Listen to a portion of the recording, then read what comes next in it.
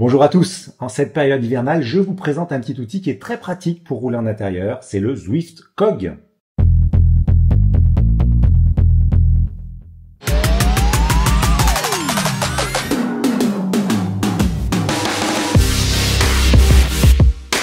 Le Zwift Cog, c'est quoi? C'est un petit outil, un petit pignon de 14 dents, qui vient se fixer en lieu et place de votre corde roue libre et de votre cassette sur votre home trainer.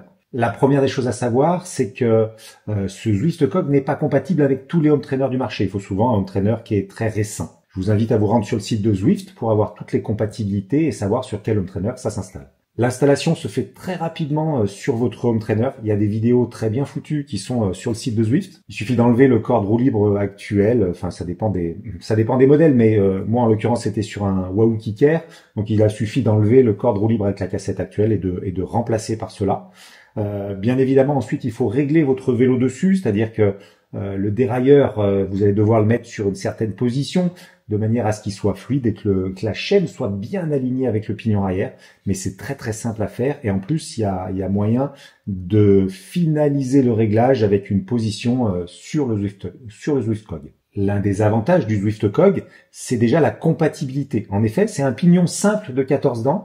Il n'y a pas de marquage spécifique, comme l'auraient des cassettes SRAM, Shimano, Campagnolo. C'est-à-dire que votre chaîne va venir poser dessus. La compatibilité est vaste. Ça va des chaînes de 8 à 12 vitesses. Donc c'est très très vaste. C'est très très simple. Donc du coup, ça permet à différentes personnes au sein d'un même foyer d'utiliser ce Zwift Cog. La gorge est vraiment très incurvée, ce qui fait que la chaîne ne peut pas sortir. C'est du pignon fixe et c'est très sécurisé. L'un des avantages de ce pignon fixe, c'est tout simplement qu'il n'y a pas de changement de vitesse. En effet, c'est cet appareil-là qui va virtualiser votre home trainer. Ensuite, il y a, on en reparlera tout à l'heure, ce fameux petit Zwift Click qui viendra durcir les vitesses. Ça nous permet d'avoir 24 vitesses, très très simple, très linéaire, et surtout le changement à chaque fois est très doux. Donc pour l'application Zwift, c'est vraiment top. Et puis qui dit bien pignon fixe, dit usure de chaîne complètement diminuée. On use moins la chaîne, on fatigue moins la chaîne des changements de pignon ou des changements de plateau. Alors comme on parle d'usure, de consommables, je vous ai pas encore parlé du prix, mais le Zwift Cog livré avec le Zwift Click ici coûte 79,99 € sur le site de Zwift. Donc c'est moins cher qu'une cassette et qu'un corde roue libre, donc ça vaut vraiment le coup. On va pouvoir diminuer l'usure de ces consommables cet hiver aussi, ça c'est un point positif.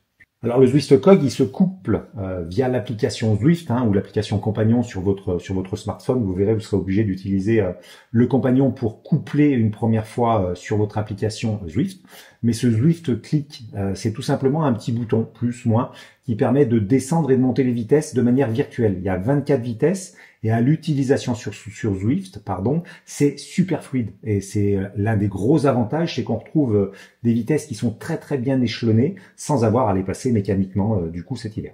Ce petit Zwift Click, il vient se clipser sur l'endroit où vous le souhaitez sur votre cintre, que ce soit sur les leviers de vitesse, que ce soit sur le haut du cintre, en fonction de comment et quelle ergonomie vous souhaitez avoir. Il se fixe avec des petits colliers caoutchouc comme ceci, et c'est très pratique, ça permet de les mettre de manière provisoire le temps de faire votre séance. Alors ce Zwift Cog couplé au Zwift Click, il représente 24 vitesses, ça correspond à peu près à un plateau à l'avant de 53-39 et à l'arrière d'une cassette de 10-28. Alors pour celles et ceux qui suivent des plans d'entraînement directement dans Zwift, qui seraient issus de Training Peaks par exemple, ça fait un pignon fixe, la vitesse se durcit grâce au mode ERG. Jusque-là, il n'y a pas grand-chose de nouveau. Par contre, le petit Zwift Click, lui, va permettre de diminuer le pourcentage de votre séance d'entraînement. Si vous vous entraînez à 100%, un jour où vous êtes moins bien, vous voulez légèrement baisser les zones de forte intensité, le jour où vous êtes un peu moins bien. Alors vous allez pouvoir utiliser le Zwift Click justement pour baisser le pourcentage. Sinon, en mode joueur, c'est-à-dire lorsque vous roulez en libre ou que vous participez à une course tout simplement, il va vous servir à passer les vitesses et c'est super fluide, c'est super fonctionnel et c'est très agréable à utiliser sur l'application Zwift. Au niveau des points négatifs, eh bien moi, sur l'utilisation depuis un mois, j'en ai pas trouvé. Sur le principe d'utilisation, hein, en tout cas, ça se monte facilement, comme je vous l'ai dit, grâce au tuto, en fonction de la compatibilité de votre home trainer, hein, bien sûr, je le répète.